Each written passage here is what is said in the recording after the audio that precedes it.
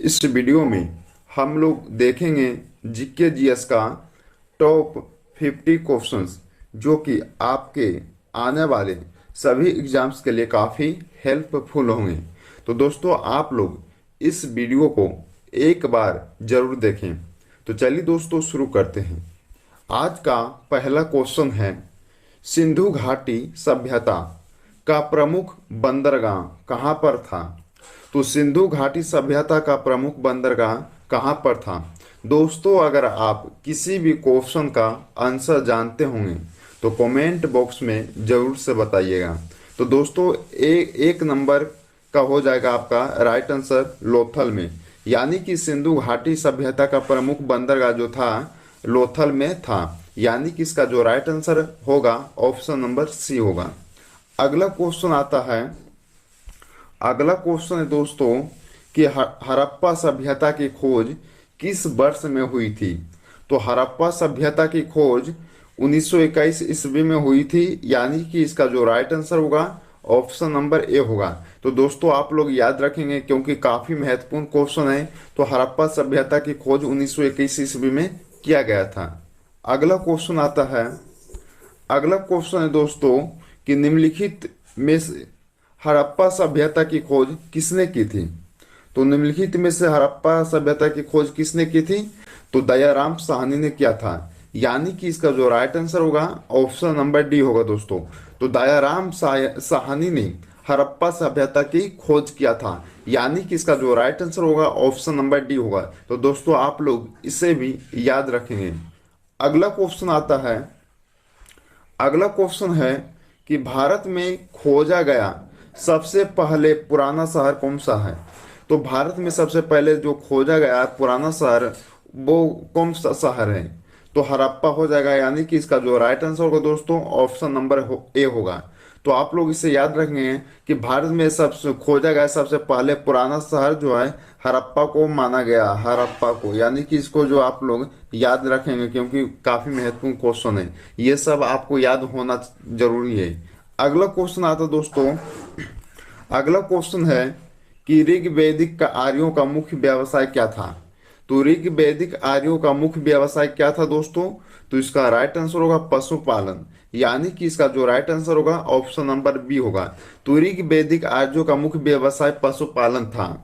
अगला क्वेश्चन आता है, अगला क्वेश्चन है दोस्तों कि चंद्रगुप्त मौर्य ने चाणक्य को अपना क्या बनाया था? तो चंद्रगुप्त मौर्य ने चाणक्य को अपना क्या बनाया था? तो प्रधानमंत्री बनाया था, यानी कि इसका जो राइट आंसर होगा दोस्तों ऑप्शन नंबर बी होगा। तो आप लोग इसे याद रखेंगे कि चंद्रगुप्त मौर्य ने चाणक्य को प्रधानमंत्री बनाया था। क्या बनाया था? प्रधानमंत्री बनाया था। अगला क्वेश्चन आता है, अगला क्वेश्चन है दोस्तों कि सिकंदर की मृत्यु कहाँ हुई थी? तो सिकंदर की मृत्यु बेबीलोन में हुआ था, यानी कि इसका जो राइट आंसर होगा ऑप्शन नंबर डी होगा। काफी महत्वपूर्ण क्वेश्चन है दोस्तों कि बेबीलोन में आपका सिकंदर जी का मृत्यु हुआ था, यानी कि इसका जो राइट आंसर होगा ऑप्शन नंबर डी होगा। अगला क्वेश्चन आता है, अगर आप दोस्तों अगर आप लोग को वीडियो पसंद आ रहा होगा तो दिल से लाइक करते जाएंगे आप लोग। अगला क्वेश्चन आता है कि मौर्य वंश के संस्थापक कौन थे? मौर्य वंश के संस्थापक कौन थे? तो चंद्रगुप्त मौर्य थे, यानी कि इसका जो राइट आंसर होगा ऑप्शन नंबर डी होगा। तो चंद्रगुप्त मौर्य मौर्य वंश के संस्थापक कहलाते हैं। अगला क्वेश्चन आता है, अगला क्वेश्चन है दोस्तों कि बुद्ध को ज्ञान की प्राप्ति कहाँ हुई थी? तो बुद्ध को ज्ञान की प्राप्ति कहाँ हुई थी दोस्तों? तो इसका राइट जो आंसर होगा आप लोग कमेंट बॉक्स में इसका राइट आंसर जरूर से बताइएगा कि बुद्ध को ज्ञान की प्राप्ति कहाँ हुआ था। तो कमेंट बॉक्स में इसका राइट आंसर बताइएगा आप लोग। अगला क्वेश्चन आता है, अगला क्वेश्चन है दोस्तों आप सभी का कि हाइडे स्पीच का युद्ध किसके मध्य में हुआ था? तो हाइडे स्पीच का युद्ध किसके बीच हुआ था दोस्तों? तो सिकंदर और पोरस के बीच में हुआ था, सिकंदर पोरस, यानी कि इसका जो राइट आंसर होगा दोस्तों ऑप्शन नंबर डी होगा। तो आप लोग इसे भी याद रखेंगे। अगला क्वेश्चन आता है, अगला क्वेश्चन है कि अशोक ने किस शहर की स्थापना की थी? तो अशोक ने श्रीनगर की शहर की स्थापना किया था, यानी कि इसका जो राइट आंसर होगा ऑप्शन नंबर ए होगा। तो आप लोग याद रखेंगे कि श्रीनगर शहर को अशोक ने स्थापना किया था। अगला क्वेश्चन आता दोस्तों, अगला क्वेश्चन है कि किस आक्रमण के बाद अशोक ने बौद्ध धर्म अपनाया था। तो कलिंग युद्ध के बाद अशोक ने बौद्ध धर्म अपनाया था।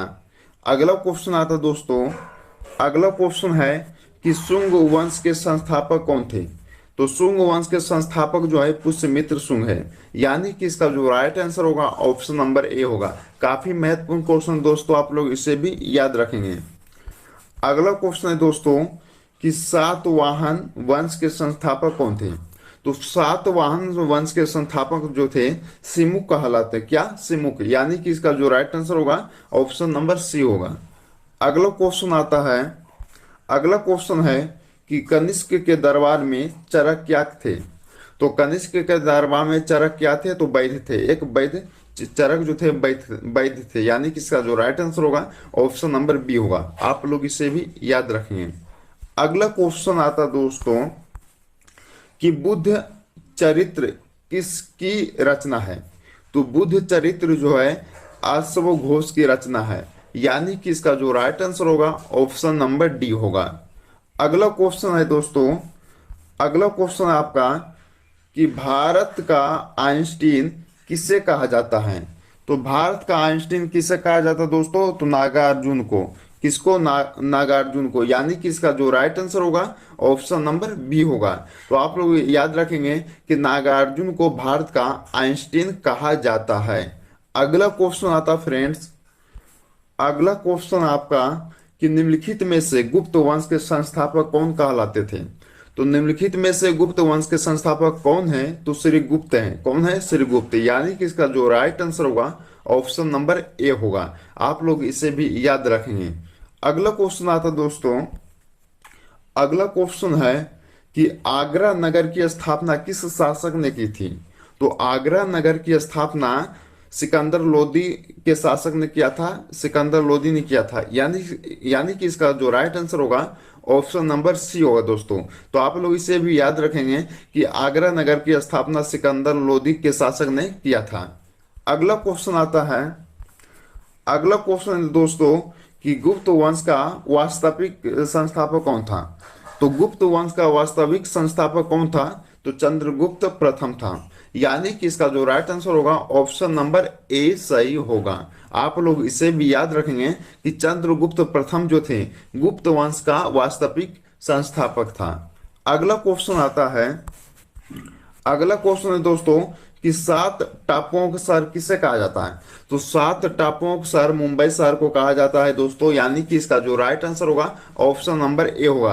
तो आप लोग याद रखेंगे कि सात टापुओं का शहर हम लोग जानते हैं कि मुंबई शहर को कहा जाता है। किसको कहा जाता है दोस्तों? मुंबई शहर को सात टापुओं का शहर कहा जाता है। अगला क्वेश्चन आता है, अगला क्वेश्चन है कि भारत में पहला कृषि विज्ञान केंद्र कहाँ स्थापित हुआ था। तो भारत में पहला कृषि विज्ञान जो कहाँ स्थापित हुआ था? तो पुडुचेरी में हुआ था। कहाँ हुआ था? पुडुचेरी में, यानी कि इसका जो राइट आंसर होगा दोस्तों ऑप्शन नंबर बी होगा। आप लोग इसे भी याद रखेंगे। अगला क्वेश्चन आता है, अगला क्वेश्चन है कि सर्वाधिक अम्लीय वर्षा किस देश में होती है। तो सर्वाधिक अम्लीय वर्षा नॉर्वे में होता है, यानी कि इसका जो राइट आंसर होगा दोस्तों ऑप्शन नंबर सी होगा। तो आप लोग याद रखेंगे कि सर्वाधिक अम्लीय वर्षा किस देश में होता है? तो नॉर्वे देश में होता है। कहाँ होता है दोस्तों? तो नॉर्वे देश में होता है, यानी कि इसको भी आप लोग याद रखेंगे। अगला क्वेश्चन आता दोस्तों आप सभी का, अगला क्वेश्चन है कि अमीर खुसरो किसके प्रसिद्ध दरबारी कवि थे। तो अमीर खुसरो किसके प्रसिद्ध दरबारी कवि थे? तो अलाउद्दीन खिलजी के दरबारी कवि थे, यानी कि इसका जो राइट आंसर होगा दोस्तों ऑप्शन नंबर बी होगा। तो आप लोग इसे भी याद रखेंगे कि अलाउद्दीन खिलजी के अमीर खुसरो किस के प्रसिद्ध दरबारी थे? तो अलाउद्दीन खिलजी के। अगला क्वेश्चन आता है, अगला क्वेश्चन है दोस्तों कि लूनी नदी पर स्थित जवाई बांध किस राज्य में स्थित है। तो लूनी नदी पर स्थित जवाई बांध राजस्थान राज्य में स्थित है, यानी कि इसका जो राइट आंसर होगा ना ऑप्शन नंबर बी होगा दोस्तों। तो आप लोग इसे याद रखेंगे कि राजस्थान राज्य में लूनी नदी पर स्थित जवाई बांध आपका स्थित है दोस्तों। तो आप लोग इसे याद रखेंगे। ओके, अगला क्वेश्चन आता है दोस्तों, अगर आप लोगों को वीडियो पसंद आ रहा होगा तो दिल से आप लोग लाइक करते जाएंगे। और जितने भी लोग मेरे यूट्यूब चैनल पे नए होंगे तो सब्सक्राइब कीजिएगा और लाइक कीजिएगा और दोस्तों के यहाँ ज़्यादा से ज़्यादा सब्सक्राइब शेयर कीजिएगा। अगला क्वेश्चन आता है दोस्तों कि करगम किस प्रदेश का लोक नृत्य है। तो करगम जो है तमिलनाडु प्रदेश का लोक नृत्य कहलाता है, यानी कि इसका जो राइट आंसर होगा ऑप्शन नंबर बी होगा। अगला क्वेश्चन आता है दोस्तों, अगला क्वेश्चन आपका कि भारतीय जागृति का जनक किसे कहा जाता है। तो भारतीय जागृति का जनक राजा राम मोहन राय को कहा गया है, यानी कि इसका जो राइट आंसर होगा ऑप्शन नंबर डी होगा। तो दोस्तों आप लोग ये से याद रखेंगे कि राजा राम मोहन राय को भारतीय जागृति का जनक कहा गया है। अगला क्वेश्चन आता है, अगला क्वेश्चन है कि जम्मू कश्मीर में उरी बांध किस नदी पर स्थित है। तो जम्मू कश्मीर में उरी बांध जो है झेलम नदी पर स्थित है, यानी कि इसका जो राइट आंसर होगा ऑप्शन नंबर डी होगा। तो दोस्तों आप लोग इसे याद रखेंगे कि झेलम नदी पर जम्मू कश्मीर में उरी बांध आपका स्थित है। आप लोग इसे ध्यान से पढ़ के याद रखेंगे। दोस्तों अगर आप लोग, अगला क्वेश्चन आता है कि सुंदरवन राष्ट्रीय उद्यान किस राज्य में स्थित है। तो सुंदरवन राष्ट्रीय उद्यान जो है पश्चिम बंगाल राज्य में स्थित है, यानी कि इसका जो राइट आंसर होगा ऑप्शन नंबर सी होगा। अगला क्वेश्चन आता है, अगला क्वेश्चन है कि निम्नलिखित में से किस शहर से होकर नेत्रावती नदी बहती है। तो निम्नलिखित में से किस शहर से होकर नेत्रावती नदी बहती है। तो मंगलुरु से होकर नेत्रावती आपका नदी बहती है, यानी कि इसका जो राइट आंसर होगा ऑप्शन नंबर बी होगा। अगला क्वेश्चन आता दोस्तों, अगला क्वेश्चन है कि निम्नलिखित में कौन सा स्थान जैन धर्म से संबंधित है। तो निम्नलिखित में कौन सा स्थान जैन धर्म से संबंधित है दोस्तों। तो रत्नगिरी इसका राइट आंसर होगा, यानी कि ऑप्शन डी इसका राइट आंसर होगा। तो रत्नगिरी जो है आपका जैन धर्म से संबंधित है। एक स्थान जो ऐसा है जो कि जैन धर्म से संबंधित है, उस स्थान का नाम है रत्नगिरी। अगला अगला क्वेश्चन आता दोस्तों कि आधुनिक युग की मीरा के नाम से किसे जाना जाता है। तो आधुनिक युग की मीरा के नाम से महादेवी वर्मा को जाना जाता है, यानी कि इसका जो राइट आंसर होगा ऑप्शन नंबर सी होगा। दोस्तों अगर आप लोग मेरे चैनल पे पहली बार आए हैं तो सब्सक्राइब करें, लाइक करें और दोस्तों के यहाँ ज्यादा से ज्यादा शेयर करें। दोस्तों अगला क्वेश्चन है दोस्तों कि निम्नलिखित में से कौन सी विद्युत धारा की इकाई है। तो निम्नलिखित में से कौन सी विद्युत धारा की इकाई है। तो एम्पियर कहलाता है, यानी कि विद्युत धारा के जो मापक होता है एम्पियर माना जाता है, यानी कि इसका जो राइट आंसर होगा ऑप्शन नंबर ए होगा। दोस्तों अगर आप किसी भी क्वेश्चन का आंसर जानते होंगे तो कमेंट बॉक्स में लगाना ना भूलें। अगला क्वेश्चन है कि इनमें से कौन सी नदी दक्षिण भारत की गंगा भी कही जाती है। तो इनमें से कौन सी नदी दक्षिण भारत की गंगा भी कही जाती है। तो गोदावरी नदी को दक्षिण भारत की गंगा भी कही जाती है, यानी कि इसका जो राइट आंसर होगा ऑप्शन नंबर सी होगा। दोस्तों आप लोग इसे याद रखेंगे। जितने भी क्वेश्चन देख रहे हैं इस वीडियो में दोस्तों, आप लोग सारे क्वेश्चन बहुत बार एग्जाम में रिपीट हो चुका है, तो आप लोग इसे ध्यान से देखें और एक बार जरूर देखें। अगला क्वेश्चन आता है, अगला क्वेश्चन है आपका कि भारत के पहले राष्ट्रपति का क्या नाम था। तो भारत का पहला राष्ट्रपति का नाम डॉक्टर राजेंद्र प्रसाद था, यानी कि इसका जो राइट आंसर होगा ऑप्शन नंबर बी होगा। अगला क्वेश्चन आता है कि वायुमंडलीय दाब मापने का पैमाना क्या कहलाता है। तो वायुमंडलीय दाब मापने का पैमाना जो बैरोमीटर कहलाता है, क्या कहलाता है, बैरोमीटर, यानी कि इसका जो राइट आंसर होगा ऑप्शन नंबर ए होगा। अगला क्वेश्चन आता है कि गुरुत्वाकर्षण की खोज किसने की थी। तो न्यूटन ने किया था गुरुत्वाकर्षण की खोज, यानी कि इसका जो राइट आंसर होगा ऑप्शन नंबर ए होगा। दोस्तों तो आपके लिए काफी महत्वपूर्ण क्वेश्चन है ये कि न्यूटन ने गुरुत्वाकर्षण की खोज किए थे। अगला क्वेश्चन आता है, अगला क्वेश्चन है दोस्तों कि मसालों का बगीचा किस राज्य को कहा जाता है। काफी महत्वपूर्ण क्वेश्चन है दोस्तों, बहुत बार एग्जाम में पूछा गया प्रश्न है और बहुत बार रिपीट भी हो चुका है। तो मसालों का बगीचा जो है केरल राज्य को कहा जाता है, यानी कि इसका जो राइट आंसर होगा ऑप्शन नंबर बी होगा। अगला क्वेश्चन आता है, अगला क्वेश्चन है कि बिहार बंगाल से अलग कब हुआ था। तो बिहार जो है बंगाल से 1912 ईस्वी में अलग हुआ था, यानी कि इसका जो राइट आंसर होगा दोस्तों ऑप्शन बी होगा। तो आप लोग याद रखेंगे कि 1912 ईस्वी में बिहार बंगाल से क्या हुआ था, अलग हुआ था। तो आप लोग इसे भी याद रखेंगे। अगला क्वेश्चन आता है, अगला क्वेश्चन आता है दोस्तों कि हीराकुंड जल विद्युत परियोजना किस नदी पर स्थित है। तो हीराकुंड जल विद्युत परियोजना महानदी पर स्थित है, यानी कि इसका जो राइट आंसर होगा ऑप्शन नंबर सी होगा। तो दोस्तों आप लोग याद रखेंगे कि महानदी पर हीराकुंड जल विद्युत आपका परियोजना स्थित है, आप लोग इसे भी याद रखेंगे। अगला क्वेश्चन आता है, अगला क्वेश्चन है दोस्तों कि अमीबा में कुल कितने सेल होते हैं, यानी कि अमीबा में कुल कितने कोशिका होते हैं। तो एक कोशिका होते हैं दोस्तों, आप लोग इसे याद रखेंगे कि एक कोशिका होता है अमीबा में। अमीबा में कुल कितने कोशिका होते हैं, तो एक होता है, आप लोग इसे याद रखेंगे, यानी कि इसका जो राइट आंसर होगा ऑप्शन नंबर ए होगा। अगला क्वेश्चन आता है कि फिरोज शाह कोटला क्रिकेट स्टेडियम कहाँ पर है। तो फिरोज शाह कोटला स्टेडियम कहाँ पे है दोस्तों, तो नई दिल्ली में। कहाँ है, तो नई दिल्ली में, यानी कि इसका जो राइट आंसर होगा ऑप्शन नंबर बी होगा।